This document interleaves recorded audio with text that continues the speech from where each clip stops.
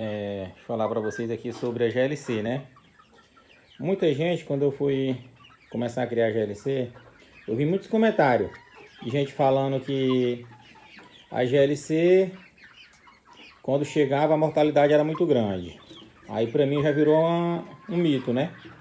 Que das 100, tá todas aqui ainda, todas as 100. Essa aqui, vocês lembram dela? Eu postava pequenininha lá na mão, tá aí. E outra coisa que falaram também da GLC pra mim, que vinha muito macho. Vinha muito macho no lote. Hoje elas estão fazendo aqui 12 semanas, na verdade, estão fazendo aí, ó. Aí já dá pra perceber, ó, só tem esse macho. Só veio um macho. Só veio um macho.